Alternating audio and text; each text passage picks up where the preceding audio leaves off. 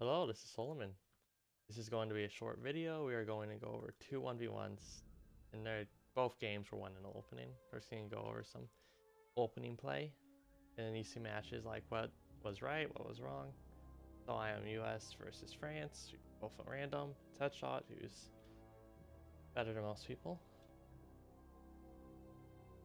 So as USA, I prefer to play defensively. I really like the 4 depot barracks, but that never actually plays out. Okay, so we both play Blitz. Okay, neither of us played Decryption. So I realized that he's not doing... Well, he has all these tracks, and you can... Well, let's just start over. Okay, I can go over the tracks.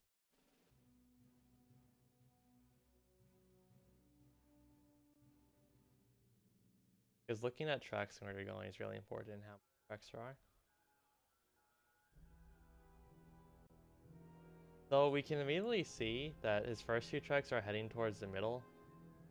Since the tracks are going toward... Okay, they might also be going over to the left, but... They're not heading towards this depot, so they're either going to the left or to the middle. It'll be really weird to make these depots. So he's only taking 2 depots. Since both these are depot paths for how the trucks are going, all the other 3 are going down mid. So you can just tell that right away. Cancelled one. So at this point, I decided to cancel the depot, and I believe that was the second barracks. I was gonna go for 2 barracks, and I canceled a barracks and depot. I can't remember if I went to okay, wait. No, my bad. So I decided to go with 2 depot since it's dangerous to be up a depot. Especially when someone's rushing you, since they pretty much get 40 more supply than you at the start. So this is the barracks. I do cancel it.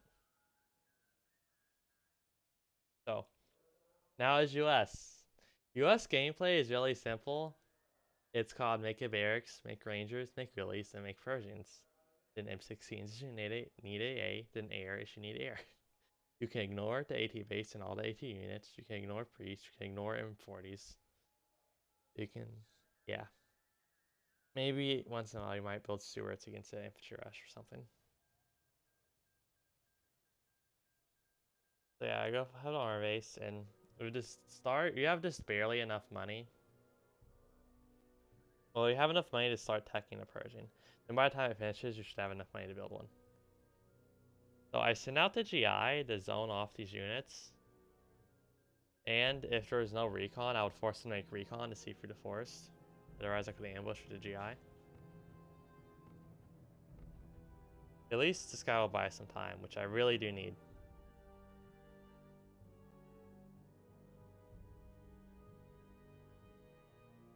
So yeah, lots of artillery, 1v1 bis, 1 panhard.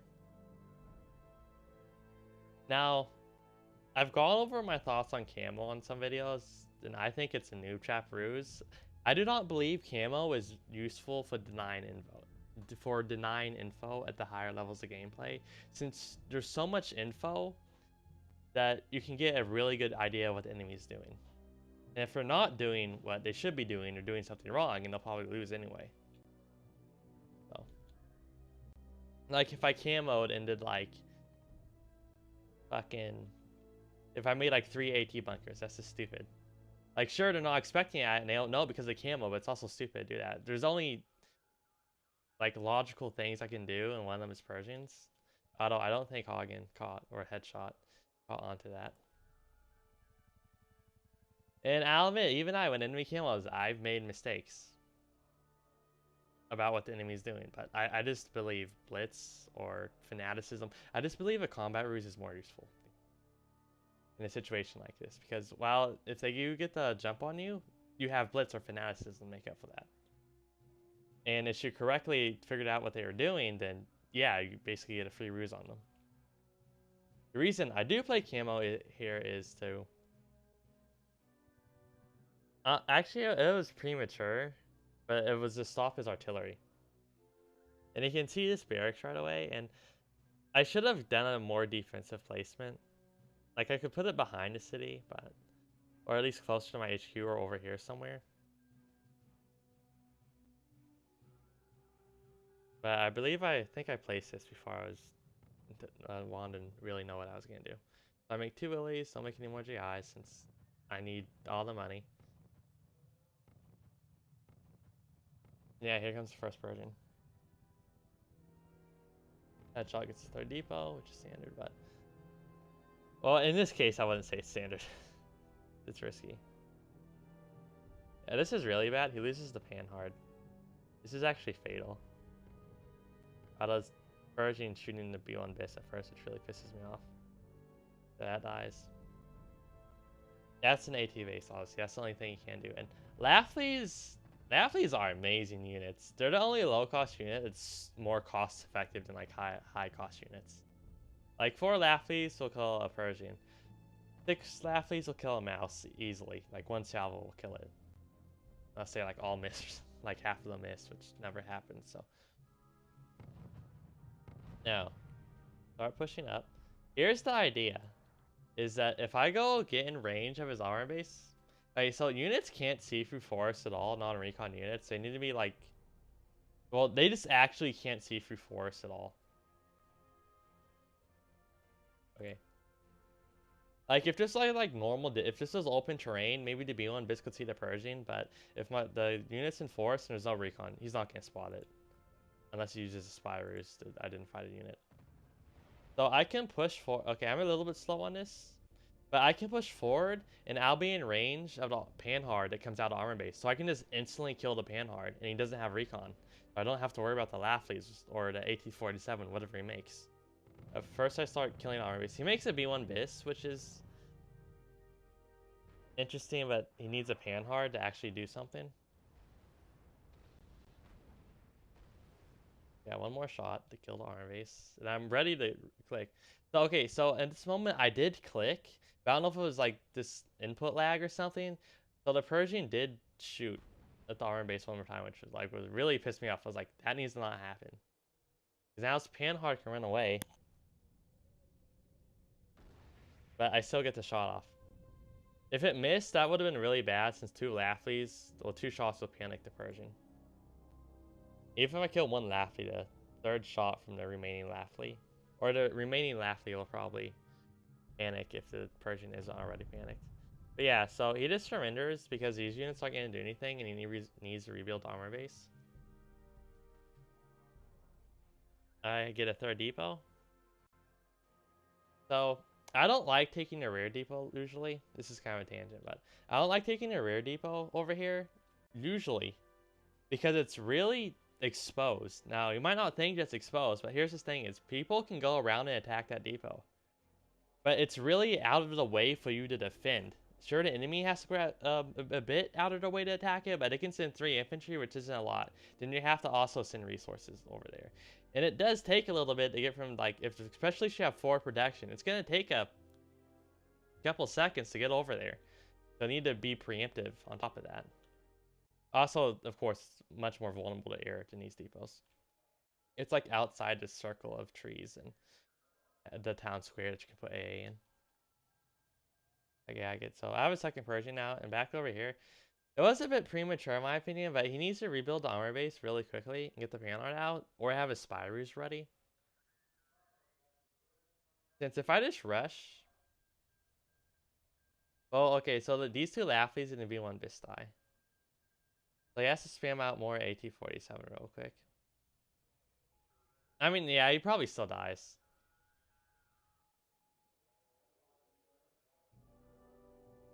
He can't make enough quickly enough. Even if he doesn't go to recon, uses spy ruse or something. It's just gonna be too difficult.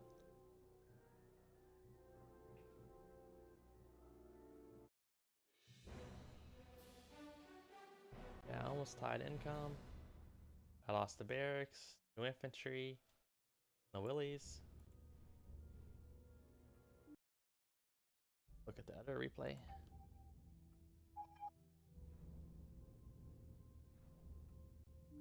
And it was also against headshot.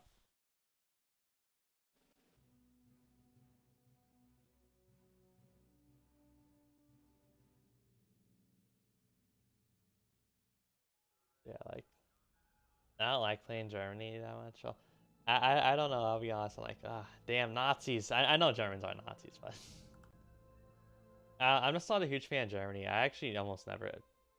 I've picked them like twice in like the last 2 years. Well, actually, more maybe more like 4 or 5 times. Whenever I play them, it's usually because I'm random. Description. I go for 4 depot barrack start, which I'm a pretty big fan of, but I see that he's not doing that because Drake's over here. He's doing 2 depot or 3 depot. So I decided to cancel. Okay, I only canceled one of them actually. I think I want to say I went to cancel this one, but actually wait, no, it's late. I'm tired. But so I didn't cancel. I can't specifically remember, but I'm saying this because I like the match depots. And you know this rear track has to be a depot. It wouldn't make sense for it to be anything else. He just took this depot and that depot, so. Here's the interesting thing. Decoy airfield, like in general, I don't believe in the info warfare ruses, like camo and whatnot. I don't believe in decoy buildings either, or like giving bad info, because I just value blitz and fanaticism just so much that I don't think it's the opportunity cost is too much to do something like this. I mean, again, you can do good tricks. The only time I use decoy bases is when camo won't work for stopping air because there's like recon or something. So you send out the decoy base, then enemy strafes the decoy track, then hopefully you can build whatever before the plane comes back or the other plane comes back. Like this is like real early, like first 2 minutes when there's a limited amount of planes on the field. So, and the other problem with decoy airfield is, well, the best response, the only good response on most maps is going near yourself. Since AA costs too much and takes too much time to get set up everywhere to defend everything, like planes will just fly around AA or just strafe AA to death or something when you have a low amount of it. So decoy airfield forces you. Well, it makes the other person build an airfield. Then you have to build a real airfield, which yeah, is probably the best decision. Or you have to build a. Although as US gets M16s, which are one of the best AA units in the game, all things considered, since you can build them fast. They're relatively cheap. They can shoot on the move. They do a lot of damage. A good amount of time. Well, yeah, they do a lot of damage. They don't have to like stop like buffers or something.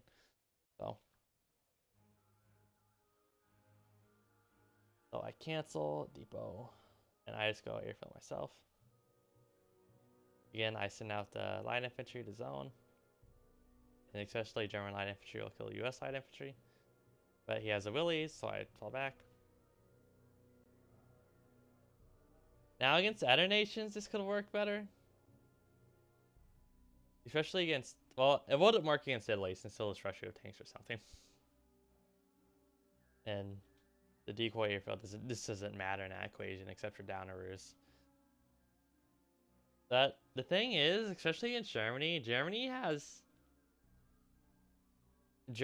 and US both have extremely strong anti-ground air. The US comes from the no-tech recon and the bombers, the light bombers, so you get to build a recon, then go bombing for really low cost. Like you don't have to tech anything. And if it's under camo, an enemy won't know it's there.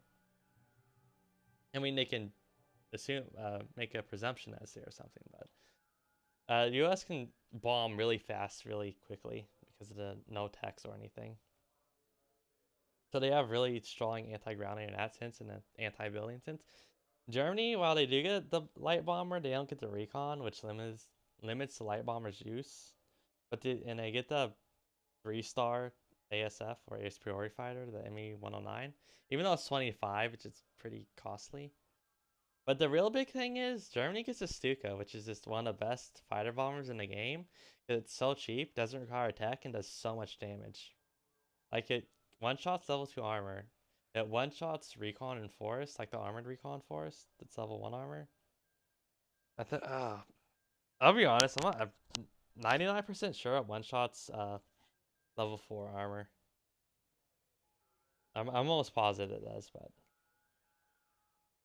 So you force Germany to go air, and Germany has extremely strong anti-ground air. So playing decoy airfield is really bad since he really needs a response to my air, so he just doesn't die to Stukas. And he does do a decent response.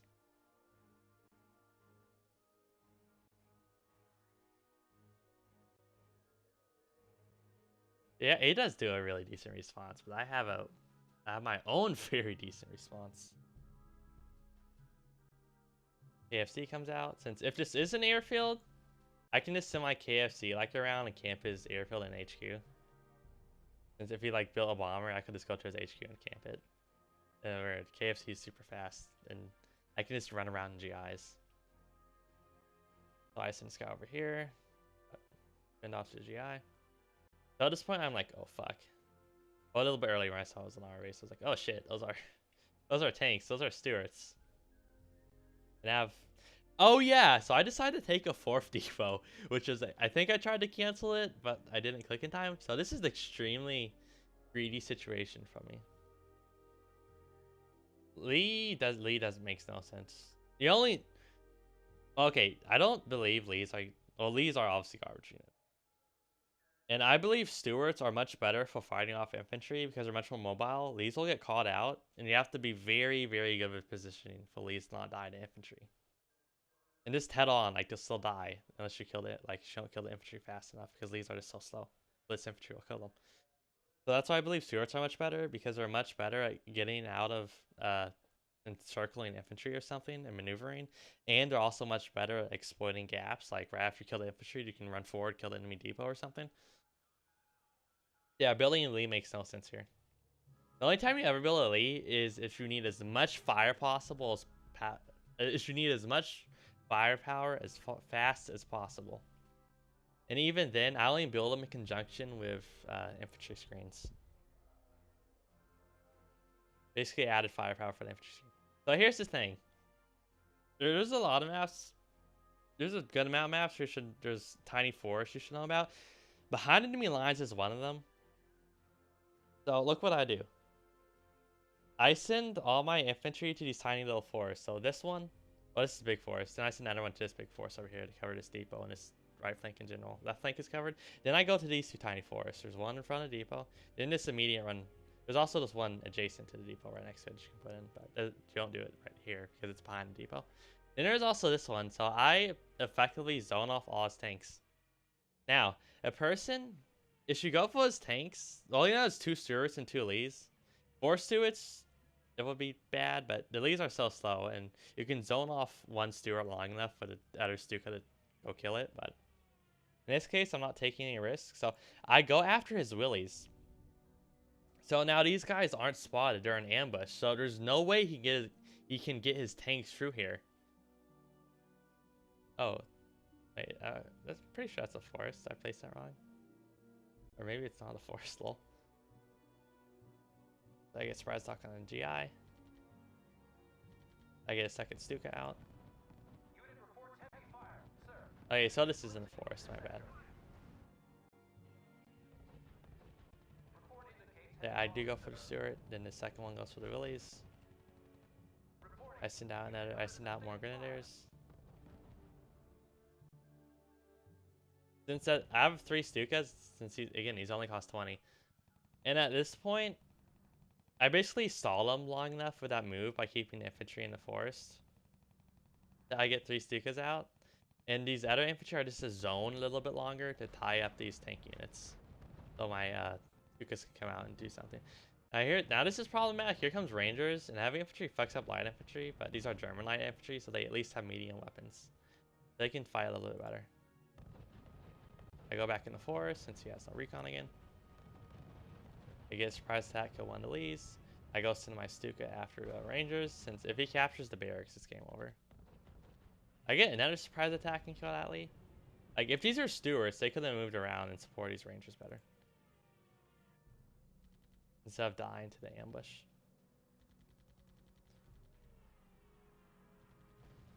And that kills him. Okay, it's important to know that if you give an infantry unit a capture order, and the infantry unit gets panicked, it'll still be following the capture order, and it will still capture a building.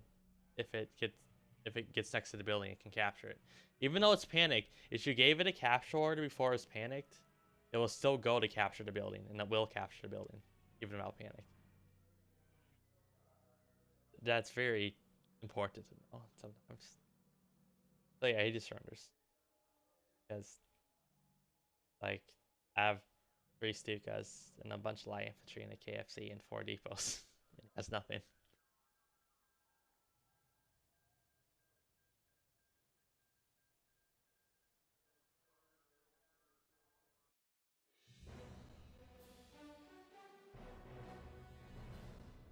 Yeah, that is end.